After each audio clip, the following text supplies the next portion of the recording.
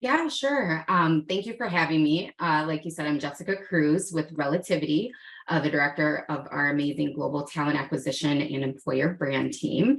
I've been at Relativity now for about 6 years, 6.5 now, and born and raised in Chicago, and have lived and worked here my whole life.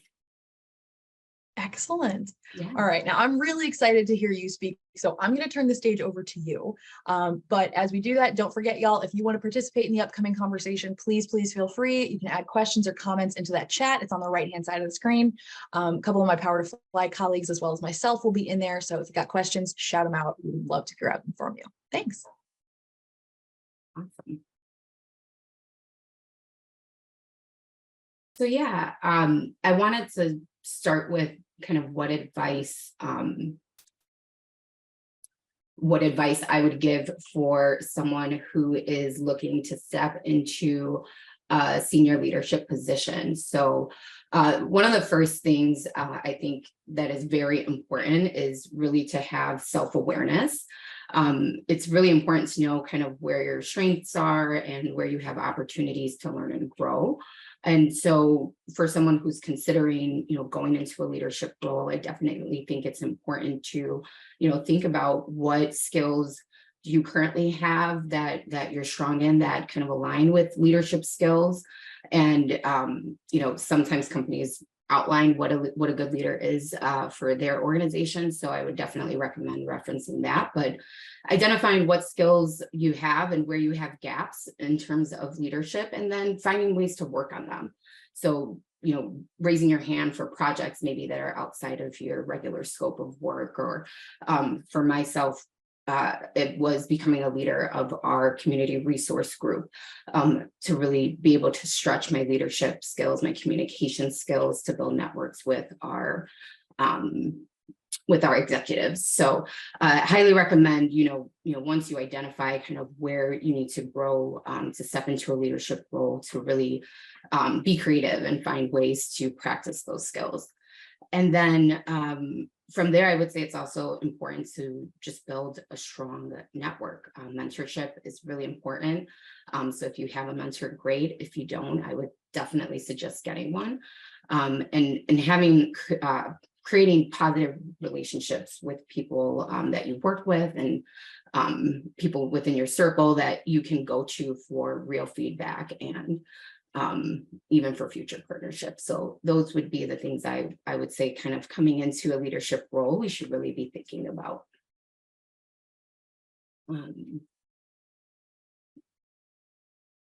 Hey, Jessica, I'm happy to jump back in here if y'all want.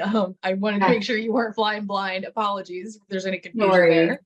Yeah, Um, I thought you had questions for me, so I was just kind of going with it, but no, you're that's doing helpful. fabulous.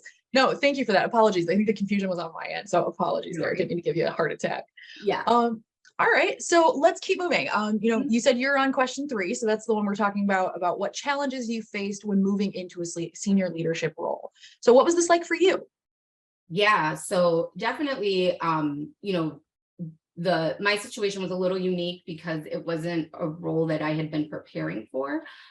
We had our current leaders that ended up leaving Relativity, and so I stepped in the interim to lead the global team from previously I was leading our early careers team, so a very specific line of work. And so I think the biggest challenge was just the learning gap, and making sure that I had the right tools and resources in order to lead this global team. And so it definitely took asking questions, and really making sure that with my leader, I was very clear on like what was priority for the team, for the business.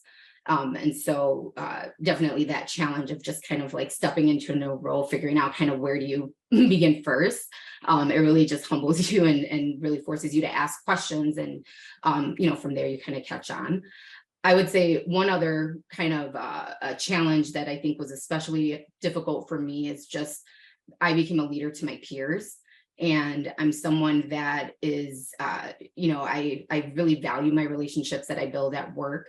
I become friends with people, and like to really, dive into my work environment. So, it was definitely a big learning experience to have to kind of take a step back, and you can't be their friend, at least in some moments, and you have to really think about what is more important in terms of the entire team, not just kind of the individual. So that was, I think, a huge shift from how I had operated previously.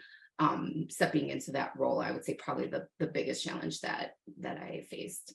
Oh yeah, of course. No, just, personal, curiosity on my part, but was Yeah, this, so this was a team that you had already been a part of, and then you were being elevated like from within the team, right? correct. Yeah, Oh I was man. leading our campus recruitment efforts. So a lot of our interns and running the program, entry level talent.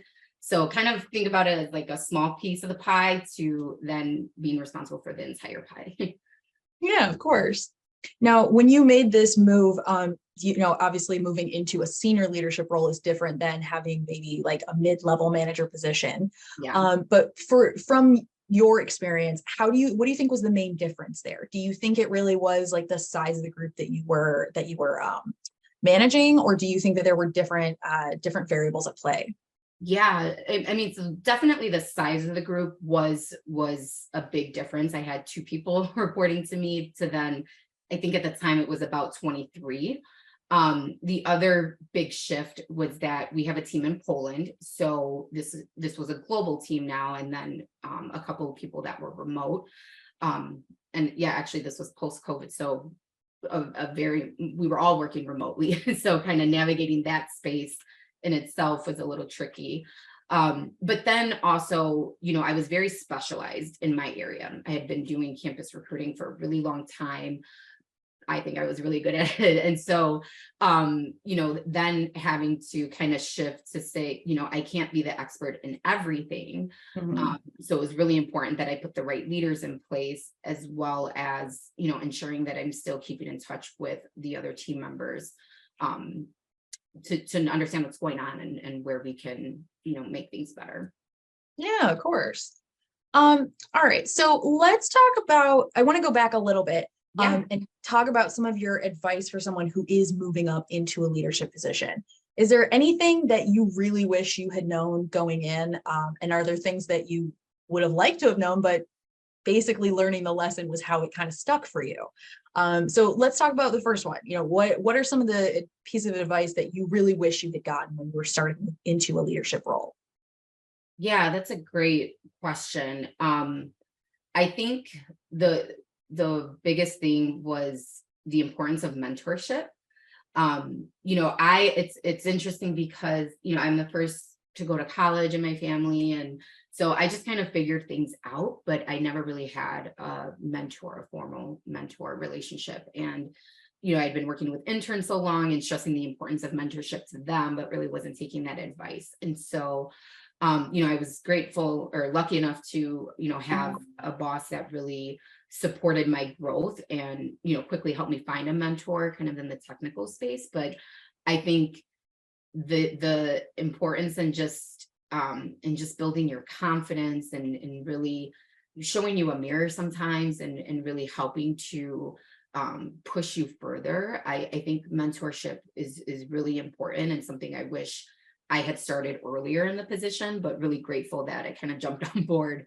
And I found myself actually two mentors in the first year. So I think that was definitely something I wish I would have done differently, or been more prepared for, I guess. Yeah. Is there any advice that people gave you or that you learned that you maybe didn't take and kind of wish you had? Yeah, I think the biggest thing was probably a little bit more technical in nature, but at the time we were restructuring the team and really kind of making the shift to support the business better. And so, I being that I was their peer, I wanted to try to, hire internally first. And I remember my mentor really pushed back on me, was like, you probably want to start an external, you want to keep your mind open, and not just kind of close it off to just the people on the team. And so we ended up going through that whole process. Didn't work out. I had to post externally. So I would say, really thinking objectively, and I thought I was good at it, but it's something that I definitely needed to get better at. And so that's the biggest one that sticks with me, because I hear her all the time, like, I told you so. So Oh, those yeah, echoes, man. I'm telling yeah, you, there are so many people that live rent free in a very specific little like place in my head. And I'm telling you, some of those lessons, they were hard learned, but they stuck. That's for yeah, sure. yeah. Victoria is chiming in from the chat saying, I had a similar situation to Jessica. My role had been defined as one thing and then ended up being something totally different. In your experience, how could you address with your manager when the responsibilities are not what you anticipated without sounding like you don't want to do it, but rather not sure that you're ready for it? Well, that's a great question, and I think, it's interesting, because if somebody would have asked me, was I ready to lead this global team, I probably would have said no. But in that moment, not that I didn't have the option, you always have an option, but in that moment, I just kind of went with it. And I'm really, really grateful that I did.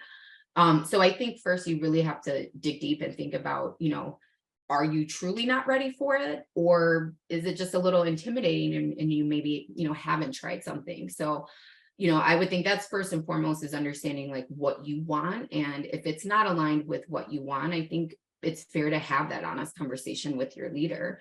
Roles evolve all the time, and we do have to be flexible to some extent, but you also have a lot of power, and you don't have to stay somewhere that's not serving you for what you're looking for. So I would say really, dig deep and be honest with yourself about what you want to do. And are you in a moment where you're kind of being pushed outside of your comfort zone for the better, or is it a situation where maybe you're being asked for too much and you're not getting enough back in return?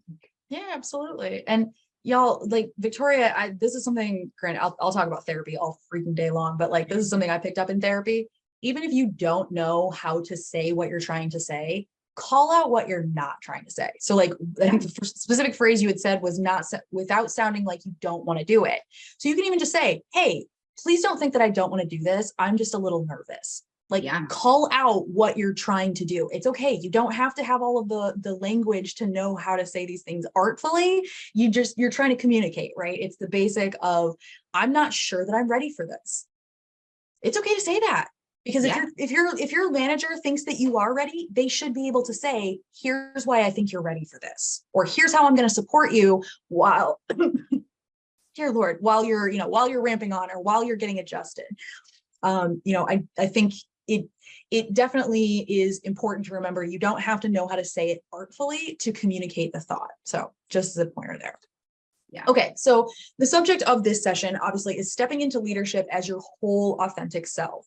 Now, one of the things that we know is, people show off different facets of themselves in the workplace, right? And one of the things that we're talking about is wanting to be able to show off those different facets, but still be authentic to who you actually are. What do you think is so important about not changing who you are to succeed? Like, what do you think that this really means for you and for people, within the workplace as a whole?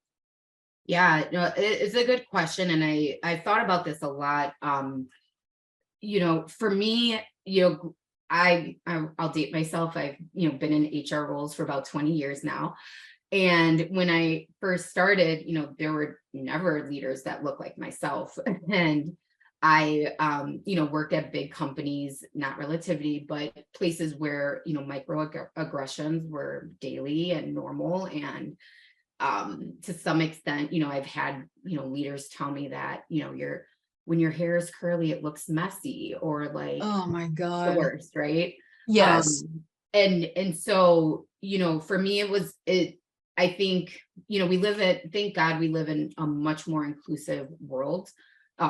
We got a ways to go, but, it's better than it was 20 years ago in my experience. And so, I had to really start to think about, is bringing my true self, there's no, because I look different, like that's not a bad thing. It's just that we're so not used to seeing ourselves reflected in leadership. So, for me, it Yeah, was it's really really easy to feel like, well, is this professional? And it's like, is it unprofessional, or is it just something you right. haven't seen before because you don't maybe fit the mold or the stereotype of the people who have been in leadership traditionally white dudes, just saying. Yeah. But yeah, like it is one of those things where it's like, is this actually unprofessional or is it just not what you've seen before? Right. Yeah, I think Yeah, and it can be really distracting and really mess with your head if you're consistently worried about how you're showing up versus like really focusing on what your job is and yeah, actually being productive. And so, you know, when I joined Relativity, I was very intentional about where I wanted to work next because I wanted to make sure I had a culture that was a lot more inclusive, was a lot more accepting, and didn't have all this bureaucratic tape everywhere. And so, you know, luckily I was able to find, you know, what I was looking for. A shameless plug, but I love it here.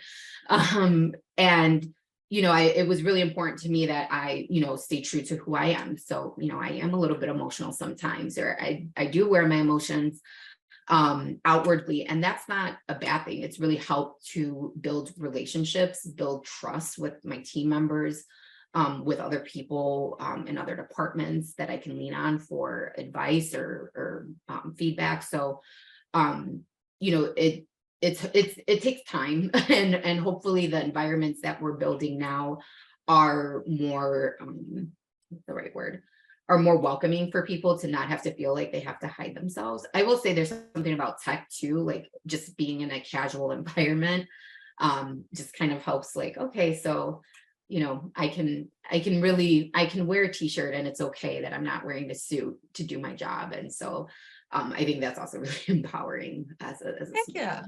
Well, and so many times when we have these conversations, a lot of the people that maybe don't understand or don't see the importance of something like bringing your full authentic self to work.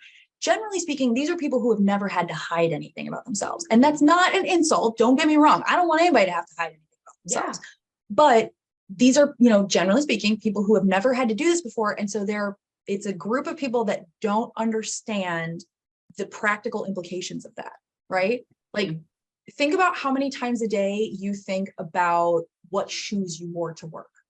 right. Most people don't think about that very often, right? But there might be people who that is the only thing that is on their mind.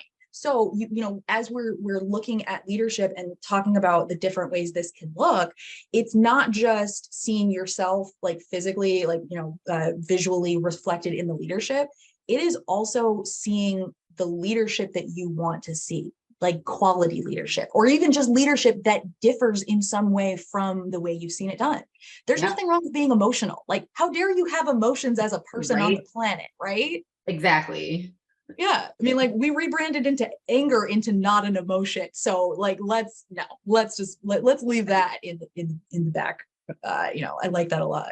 And to put a button on what we were talking about earlier in regards to Victoria, Victoria did chime back in saying, I really felt like I was given more than my compensation was aligned with. So that's a really important distinction there. Yeah. I Yeah. addressed it with my manager and she pushed me to do it. I did very well with it, but I was fearful. And that's okay, Victoria. You were afraid and you did it anyway. So, all the gold star, cookie, little treat, all the points to you. Very, very important to think about. Yeah. Okay.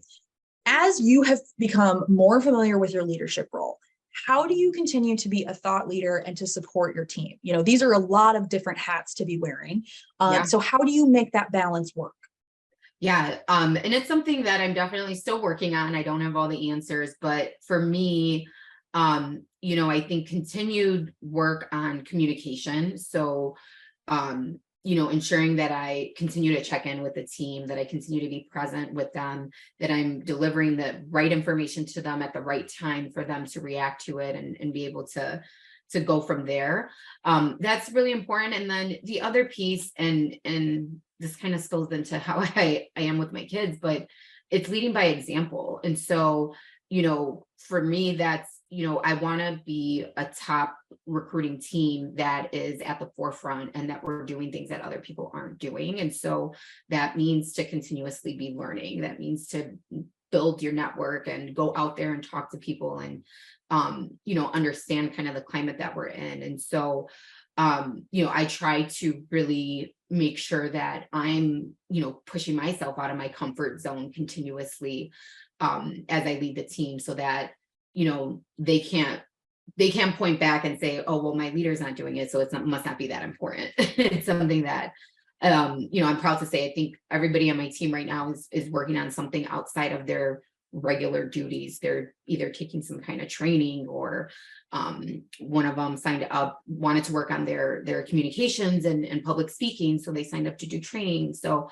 I think that's been really a nice shift for the team, is really making sure that we continuously, are curious and continue to learn, because there's so much out there, and especially with AI, we're all going to be transforming the way we work. So AI, who's that? I've never heard of her. yeah, No, right. no, definitely not something that we've been talking about basically nonstop for the last month and a half. Like, yeah, of course.